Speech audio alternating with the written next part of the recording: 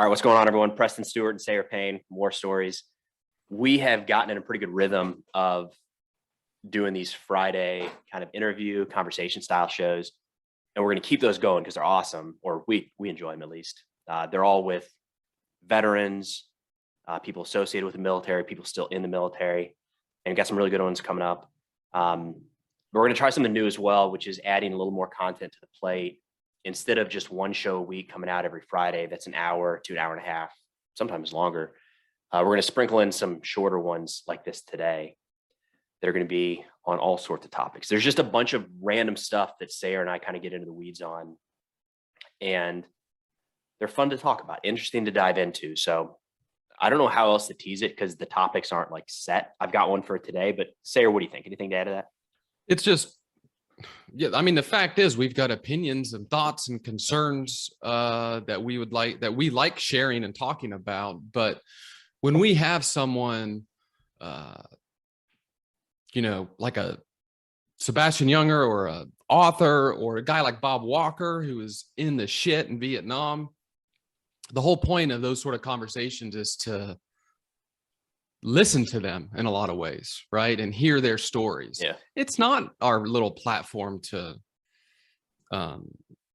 be really proactive in what we want to say and think. To me, it's a conversation about with that person. That person to me has the spotlight and we're giving them, I don't want to say like the platform, but I want them to talk. I hate it when I talk for a while, to be honest, when we have a guest, but when it's just you and I, when we're just, we've been friends for such a long time, it's just a different sort of animal and more personal, of course. Yeah. And so some of these subjects, and one we're going to get in. So the way we're going to kind of go about this is each one of us, we've got things we're interested in. We spend a lot of time thinking about, and then what'll happen is we'll get on the phone, sometimes after a podcast even, and just kind of hammer through these things. And they're different. Like, we do have different interests. I've been spending a lot of time on the war in Ukraine, and most of the things that are kind of, for lack of a better term, keeping me up at night, that like I can't really resolve in my head, have to do with that conflict.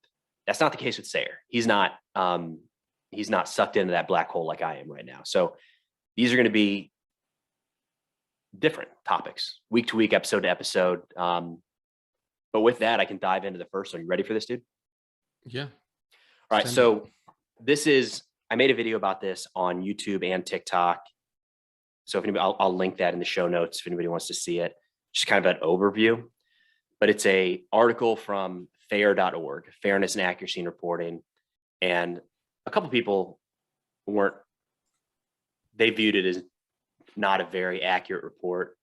So I'm sure somebody will say I'm dwelling on it. I'm just having a hard time squaring this in my head. But anyways, the title is Invasion News Fits on Front Page More When an Enemy Does the Invading. And I'll just read some parts here to give you some context. Fair examined front pages of New York Times between April 1st and 30th, 2022, and compared those from May 1st to May 31st, 2003. The dates represent the second full calendar months of the Russian invasion of Ukraine and the U.S. invasion of Iraq, respectively. And the stats, in April 2022, there were a total of 179 stories on the front page, and 79 concerned the Ukraine invasion. That's 44%, against 18% in that time period for Iraq. And then they look at the top of the front page, 75% of those were on Ukraine, 25% on Iraq. So there's like so many different parts of this, and I think that's where I'm kind of struggling to like pull out my thoughts. I wasn't dialed in on I was paying attention to the war in Iraq 2003. I was a junior in high school when that happened, right? Mm-hmm. 2003, both were. Yeah. So I knew what was going on, but like I wasn't reading the New York Times every day. And today I am every day looking into Ukraine stuff. So like that's definitely different. The New York Times is different. The way we consume media is different. How do you compare a tweet today from a random influencer? Like that might get more reach than this New York Times article. So it might be more important.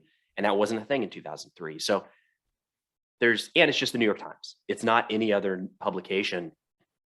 But I thought there would be more focus. I thought it'd be closer to equal because at that time in Iraq, there were US troops dying. The war had really just started. Like the insurgency hadn't taken hold yet.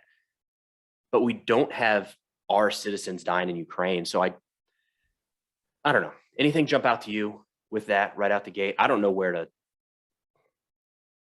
it makes me think. It just makes me think a lot of things. I'd say number one, it is to your point, it's different. We're in a different world than we were 20 years ago. Even you're saying how news is consumed. The New York Times is different now than it was, but like America's different. What it means, like, I don't even know in 2022, can we even define what it means to be an American versus, let's say, 20 years ago? Those definitions have changed and those feelings and those sentiments. But I think also part of this with the Iraq thing being covered a fraction, I guess that's really the big picture takeaway. Yeah, it was covered essentially a fraction of what Ukraine has been covered. And sort of that question is like, well, why wasn't Iraq important? It was big operation for the US and sure, but that's to us. I mean, we like to think that things are probably more important when they are US centered, but I don't know on the world stage how important Iraq was at the end of the day. It may have felt important to us at that time, but like from a big perspective, like Iraq wasn't a big player in the game.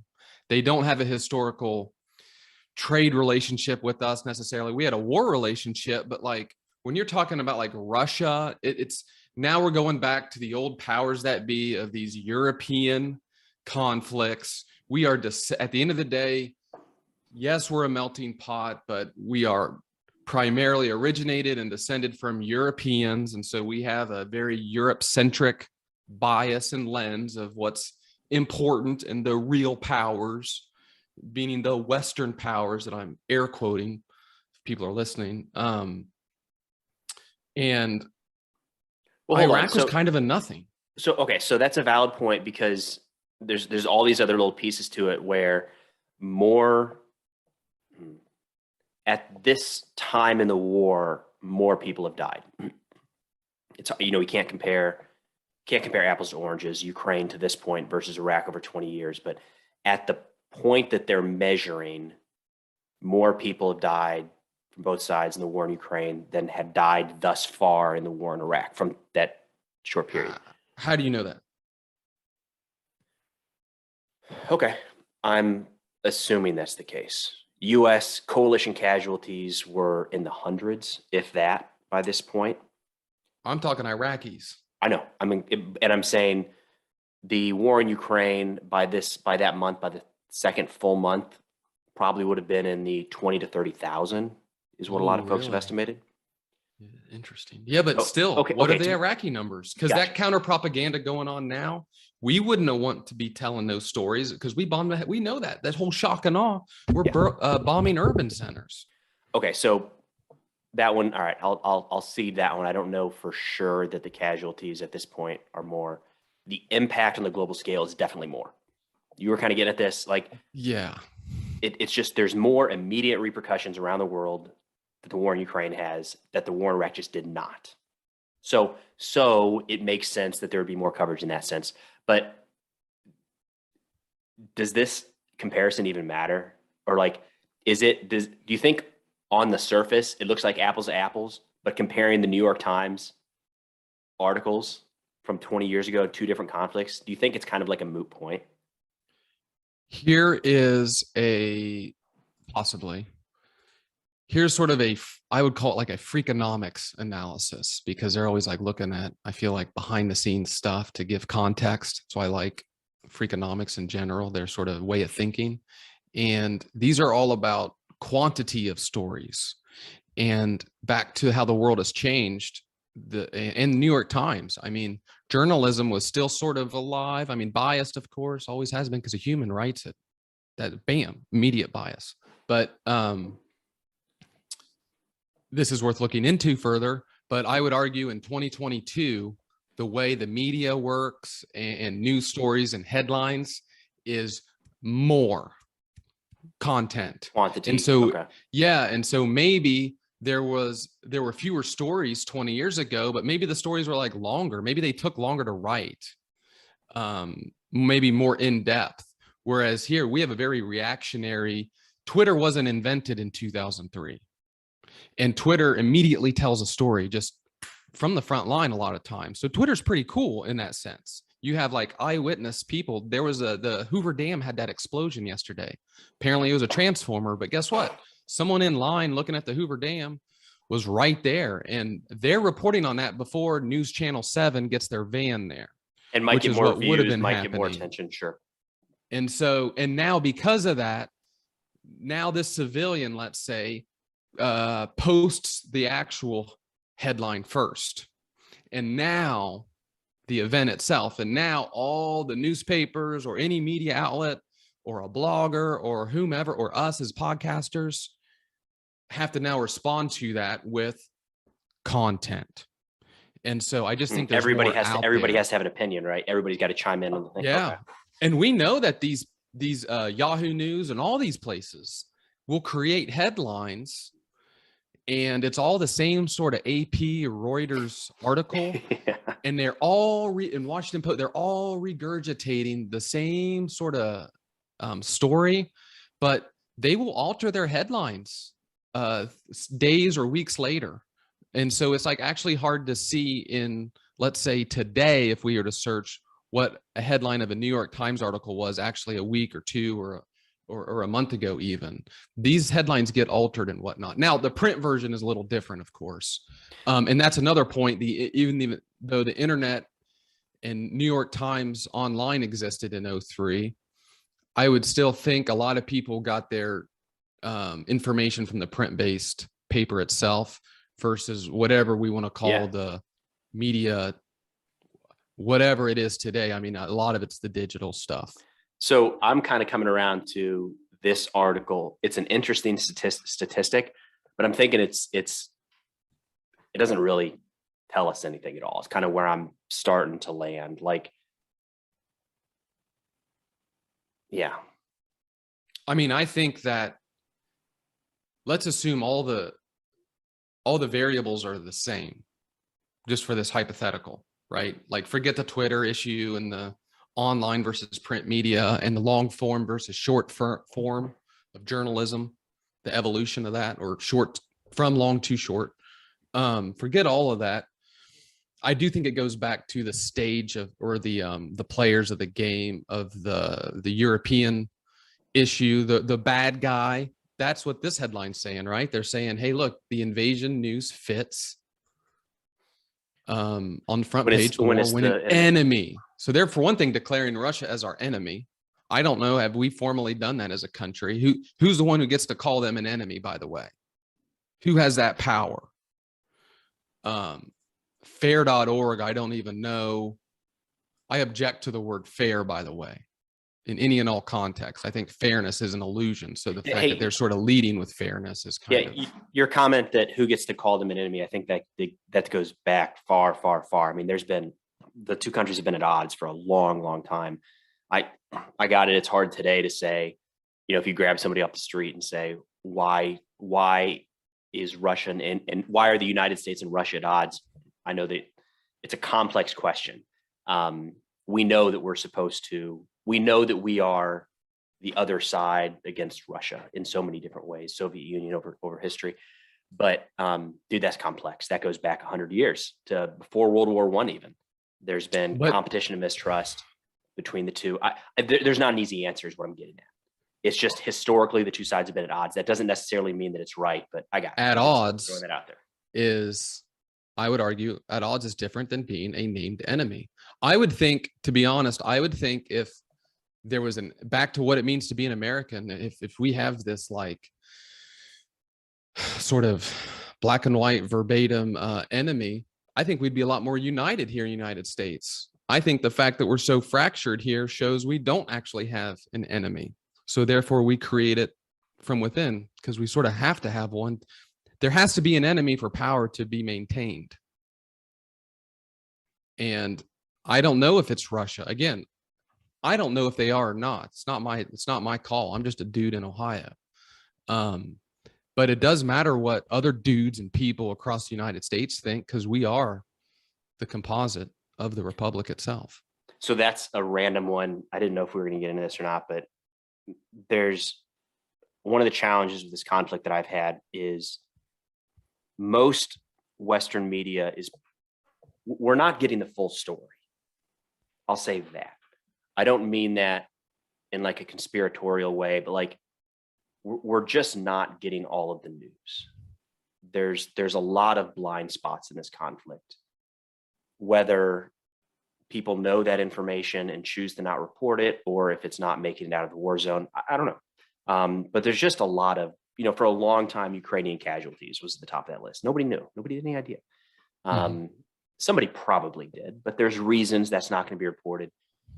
So the question for you, because you're kind of getting at this, does that matter at all if we, the random citizens in the United States, don't get the full picture?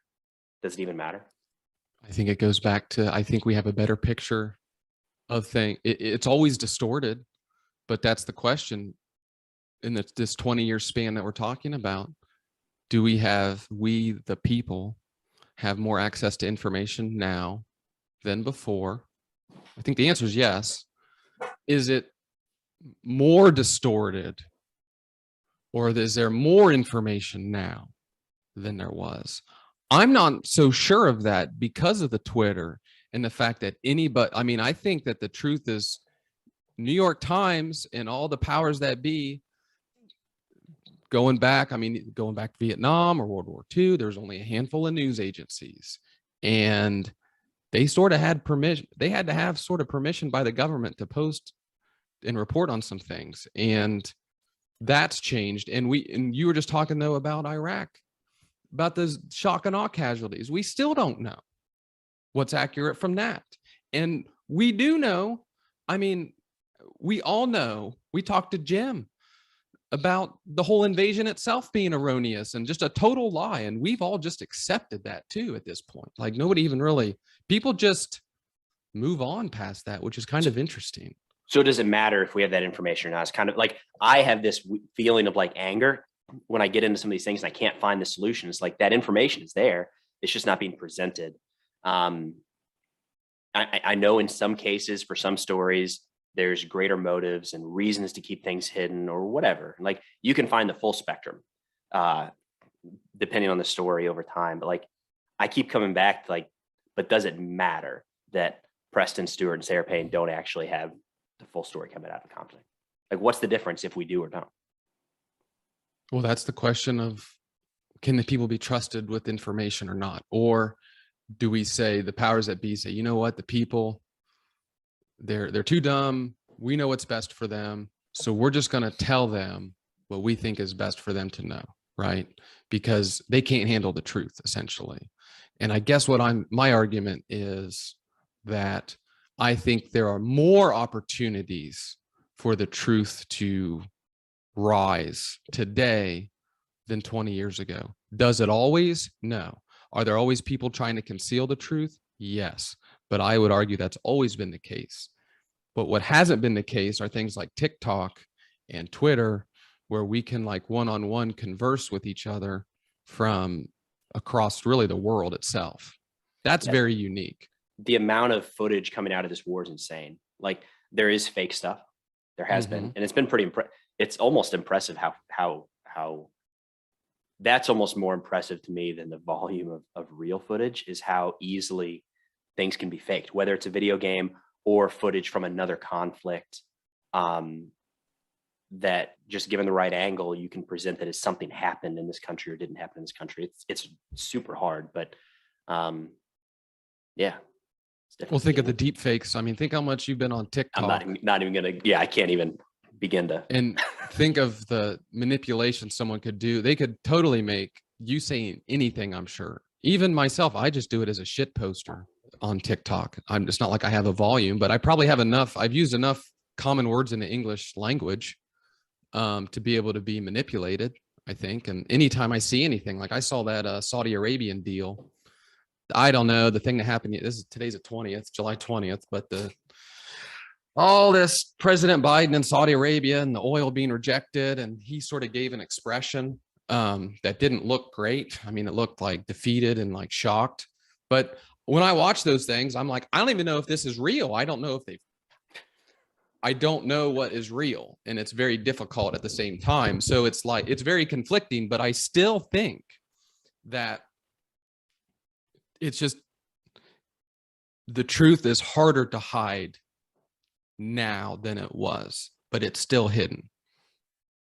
All right, so we'll wrap it up here. We're trying to keep these things relatively short. I actually feel better about this fair.org. I'm not going to put much stock in it now, but if you want to take a look at it, I'll put the link in the show description. Let's see, this Friday, Phil Clay, that's what's coming out, right? Mm-hmm. Phil Clay, veteran author, pretty cool conversation. I had a lot of fun anyways. That's out Friday. And if you want to support the show, become a patron, links in the show notes as well. Kind of some behind the scenes access, early access to episodes, things like that. But Sayre, anything to wrap up? Share your opinion. If we're speaking out of turn or completely ignorant or lost, share it. You know what I mean? Like, last thing we want to do is be spreading bull crap. So I would say that about anything we say. Yeah, these are call opinions. It out. These are all opinions. Sure. We're trying to flesh it out as we speak to all these people and like really digest some of the events that either we've been lived personally through or we have as a shared collective as Americans of what we've been told. I like it. We'll wrap it up there. We'll see y'all next time. All righty.